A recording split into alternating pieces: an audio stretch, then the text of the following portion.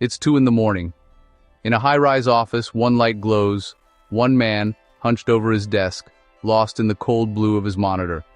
The city sleeps, but he's still grinding, fueled by coffee and that relentless voice, push harder, do more. He calls it ambition, but look closer. His shoulders are tense, his eyes exhausted. This isn't just work, it's a fortress, a place to hide from messy feelings. The numbers on the screen make sense. The problems have solutions. It's clean. Miles away, another man sits in a quiet house, headset on, face lit by a video game. His family sleeps, but he's a world away, leading a digital army, exploring a fantasy realm. To him, it's more than a game. Here, he's powerful, needed, part of a team. The real world, bills, relationship struggles, disappointments, fades away. Here, he's a hero. He's in control. The mission is clear. These two men seem different. One climbing the corporate ladder, one leveling up a character, but they're both escaping, retreating from the noise of life into worlds where rules are clear and effort is rewarded. It's not just work or play, it's a shield, a way to manage stress without admitting it. It's a silent, lonely battle under the glow of a screen, a modern man's retreat from a world too complicated to face head-on. We've all been there. The day ends, but your mind races. You don't want to talk. Sometimes you don't even know what to say. So you find something that demands your full attention, a spreadsheet, a digital firefight, to drown out the noise. It feels productive, or at least engaging. But when the screen turns off, the silence returns. The problems are still there, waiting in the dark. It's a cycle, one that countless men are trapped in. And it's lonelier than it looks. Why do we retreat into work or gaming? It starts with a message men hear all their lives. Man up. Handle it. Don't be a baby. Vulnerability is seen as weakness. Crying is for girls. Complaining is for losers. So when life gets heavy, anxiety, insecurity, feeling lost, you're not given tools to talk about it. You're expected to suck it up and keep moving, like a machine. All that stress and fear has to go somewhere. If you can't talk, you find another outlet, something you can control. Work is perfect. Stay late, get praised, look successful, even if you're crumbling inside. The long hours become an excuse to avoid messy emotions. Gaming offers a similar escape. The real world is slow and unfair. In a game, feedback is instant. Complete a quest, get a reward. Defeat a boss, level up. Your skills matter, your progress is visible. You join a team, feel a sense of belonging missing from real life. It's seductive, a world where you're seen, valued, powerful. These escapes aren't just hobbies, they're coping mechanisms. We're told to be strong and silent, but given no healthy way to process real struggles. So we distract ourselves, channel anxious energy into something that feels productive or empowering. It's a survival strategy, but you can't outrun your own mind forever. The weight is still there, even when you pretend it's not. And eventually, it catches up. This starts early. Boys are taught their value is in what they do. Throw a ball, win a race, get praise for achievement. Compete, be tough, never give up. Fall down, shake it off. You're not encouraged to talk about how it felt. This conditioning follows you: school, sports, popularity, career, income. Your identity becomes your success. If you're not achieving, you're not valuable.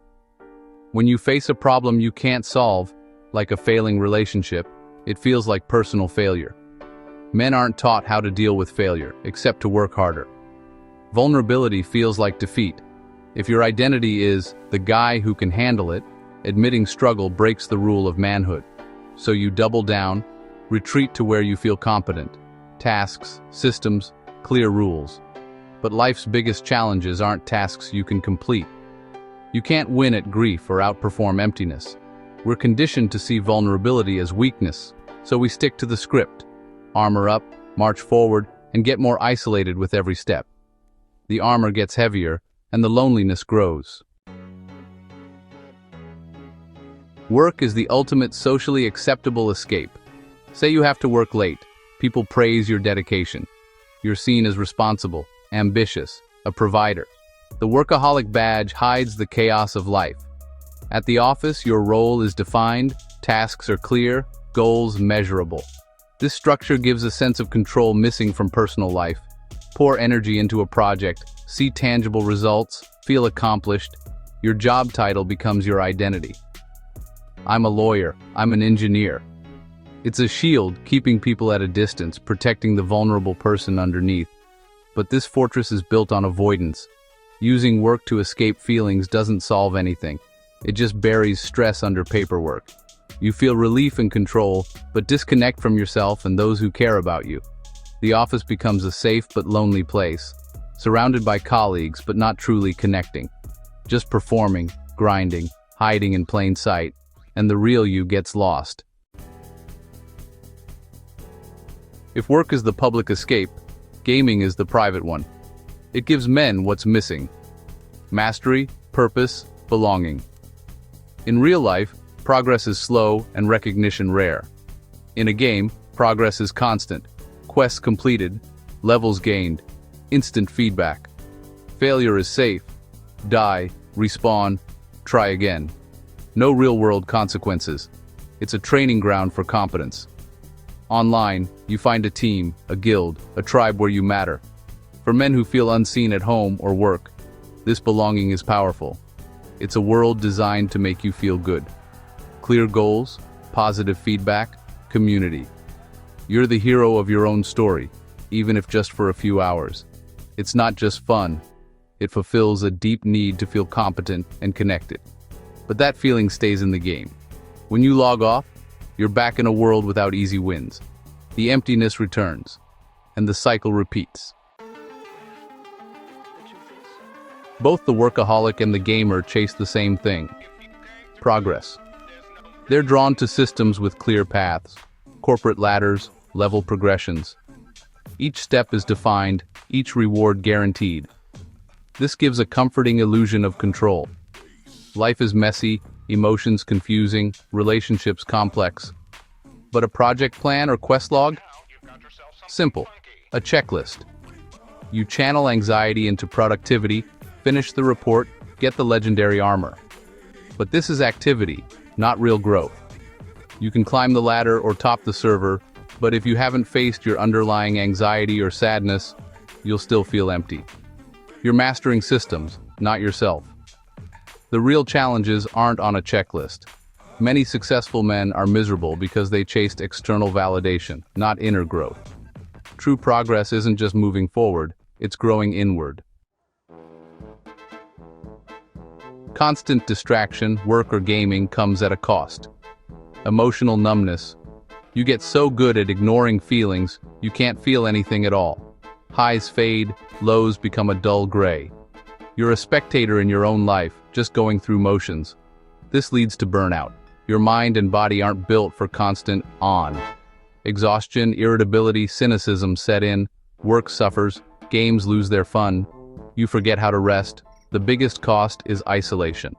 Life happens without you. Partners, kids, friends drift away.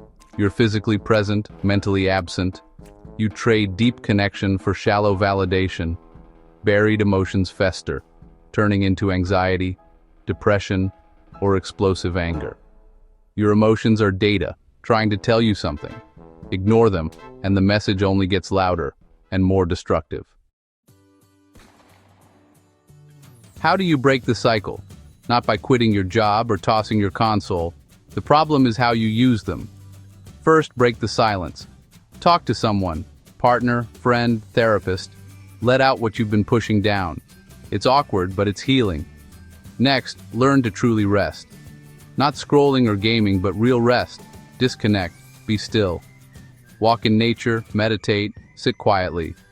It's hard at first, but you'll start to hear your emotions. Rediscover play, not as escape, but for joy.